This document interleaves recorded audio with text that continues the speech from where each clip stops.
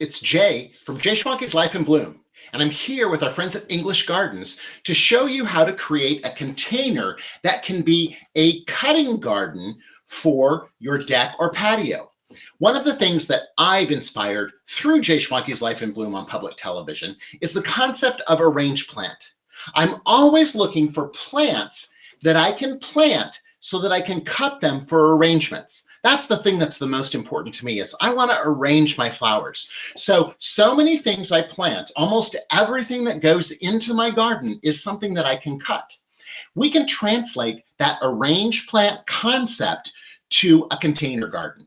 So the other day I was at English Gardens. I got this wonderful window type box. It's plastic. It has holes in the bottom, and they actually have little plugs in them like this. So when you get them, make sure you pop out those little plugs so we have room for the drainage.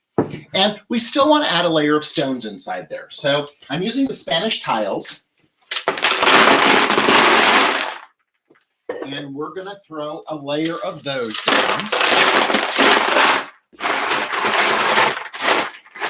That's a perfect way for us to ensure that we're going to have good drainage all the time. When we water this, we want to water it thoroughly, and then we want to let it dry out, okay? So we want the water to come out the bottom. We don't want a sealed container for a project like this. Next, we're going to add our Proven Winners Premium Potting Soil.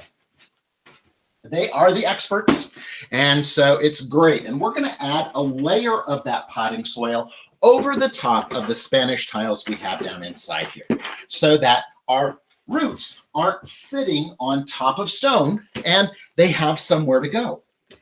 And they can establish themselves throughout the summer. Really, really wonderful. Okay, our next step, we're going to add a little bit of our organic fertilizer on top of this. There we go. Time released throughout the summer so that it's perfect for us. Now, one of the things I want you to think about too is, with a container like this, you could make it easy for different times of year. One of the things that they have at English Gardens that's so incredible are the hanging baskets. Look at this purple pansy. I could simply drop 1, 2, 3 of those down inside here, and I'd have an amazing garden, and it would be quick and easy. As the pansies fade, as it gets warmer this summer, then I could pull those out. I could drop in a begonia. I could drop in different types of things. So knowing that you can do that with the hanging baskets makes it really easy. We're going to be working with this beautiful selection that I collected because, you know what? Let's just talk about that. When I'm in English Gardens, it's really hard. I gotta keep picking up my chin because I'm walking around and looking at all the gorgeous flowers and the gorgeous, beautiful plants that they have. It was just such a delight for me to be able to go there and create these projects for you. So we've got that. These guys too, right now, one of the things I'm infatuated with is pressing flowers. And I'm pressing flowers like you would in a telephone book. Oh wait, do we know what a telephone book is? Right. Okay, so pressing flowers between papers so that we can use organic pansies like this on our cookies, or we can make bookmarks, things like that. We'll be doing those projects in season 4 of Jay Schwanke's Life in Bloom. That'll be coming to you next year. But just a fun idea to use these. These are also edible. I love putting organic pansies on my salads too. It's just a great garnish on the plate, and it's edible as well. So pretty fun. All right, so now we have a selection of plants that I've chosen.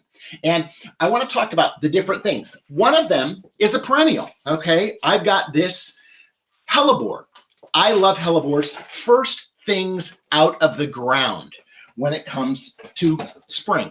And they're the first plant I have in my garden. So I'm going to set him in here. He's going to do well. But what's going to happen is, at the end of the season, I'm going to reach in here, I'm going to pull him out, and I'm going to plant him in a permanent spot in the garden.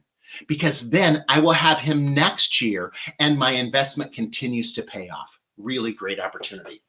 Another perennial that I love too is, they call it the butterfly blue pincushion flower. It is a pollinator, but it's scabiosa, one of my favorites.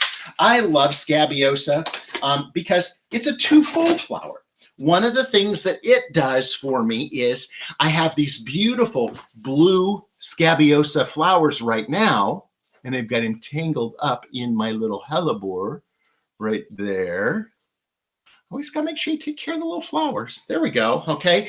But Scabiosa will also have an interesting pod at the end of the season. Some people call it the stigmata pod because it has a little cross shape in it and it looks like the stigmata. But the little pod that they form after they bloom is super fun too. And it can be used as a cut flower as well.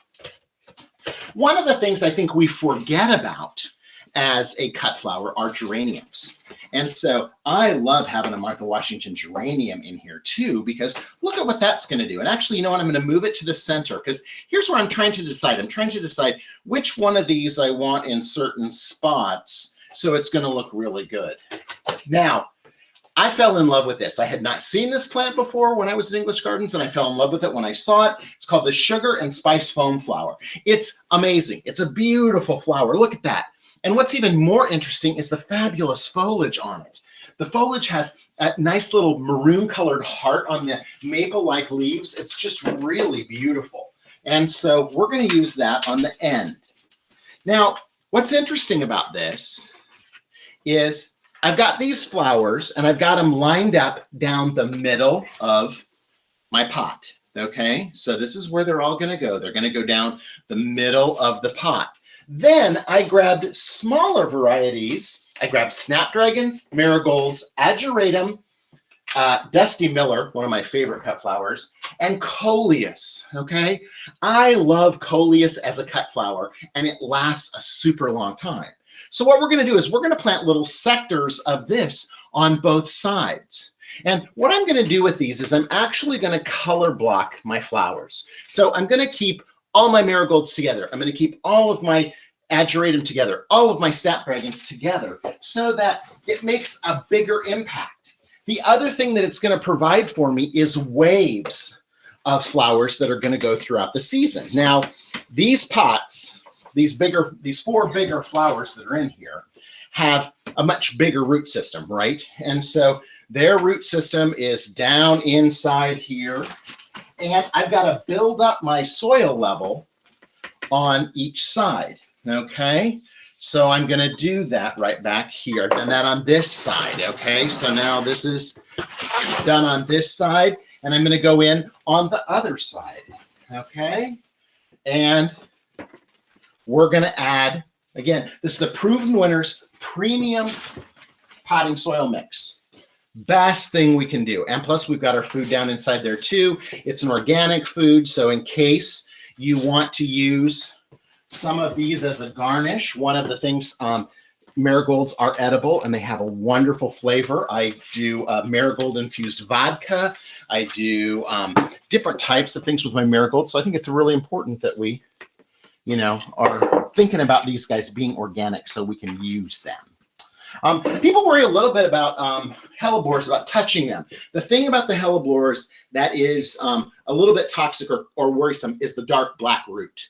But when you're cutting them as a flower, I tend to wear gloves when I'm doing that, but I slip them into my vases and they last such a long time. So I really like the way that this looks together. So what we're going to do now is we're going to add, I'm going to add some of my coleus. And so what I'm going to do is I'm going to add my coleus on the edge right here.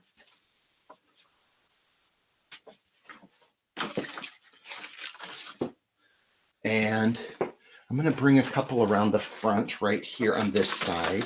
You know, one of the things that I truly love about gardening is the fact that I'm getting the dirt underneath my fingernails. One of the things we talk about on Jay Schwanke's Life in Bloom is the health and wellness benefits of flowers. And when we're arranging flowers, actually, when we're talking about a cutting garden like this, and we're talking about arranging those flowers into a vase, our body's releasing endorphins that are going to make us feel happier, make us feel less depressed, make us in larger circles of friends. I mean, there's just so many great benefits about that. And one of the things that I want to encourage you is when you're arranging flowers, be sure that you are pleasing yourself. It's the same, and those health and wellness benefits that we have with arranging flowers also extend to planting. One of the things is when we get the dirt under our fingernails, right? That dirt that we have underneath our fingernails, is going to allow us, it actually has properties. There are microbes in that soil that is going to cause us to feel less depressed. It's actually a natural antidepressant, and it's perfect. I'm gonna come around to the other end, reaching way down here to get these. I love the contrast. Look at that of those marigolds against those hellebores. Oh my gosh, it's so great. And look at how much more meaningful those colors are for those flowers when I'm adding them in these waves. Now here, the little snapdragons. We're going to add snapdragons on the end down here. Now, the other great thing about cutting, and I know that some people are like, oh, you're going to plant flowers in your garden and you're going to cut them. Yeah, I am that guy. And what I love about it is that those flowers actually produce more flowers when I am cutting them than if I were to just leave them alone, okay? And so super easy for me to do that. Now I've rounded this corner back here, and you see what that looks like, right? Look at, we've got those great big panels of different colors there. And I'm gonna spin it around so you can see, look at, we've got our coleus there, we've got these, and here's the thing I love. One of the things I love to add to my arrangements are Dusty Miller, because Dusty Miller provides that gray tone and texture into that arrangement. Now, obviously, once I have everybody in place, I'm going to make sure that I've got soil covering everybody. And then what I'm going to do is I'm going to go back in and I'm going to water. Okay. And I'm going to ensure that I water it thoroughly so that water runs out the bottom of my container and also thoroughly soaks everything. Now look at that. That was, okay, it's perfect. It's like a puzzle. Okay. Now I've also told you, I like to make sure that all of my container gardens look great to start with. And so obviously this is going to be a showcase, but it's going to get even better as the season moves along, right? And so let's take one more peek at that. Next stop for this is taking it, watering it all in, and then we can start to cut pieces and parts of this to make beautiful arrangements. Even a little arrangement that we can put on our desk. It's going to make us more creative. It's going to make us feel calm. Surrounding ourselves with flowers is so important, and that's what Arrange Plant is all about. There's no better resource for these beautiful types of flowers than our friends at English Gardens. And I thank them so much for allowing me to share this cutting garden container garden with you today. It's a perfect opportunity for us to add more flowers to our life in bloom. Until next time, keep having fun with flowers.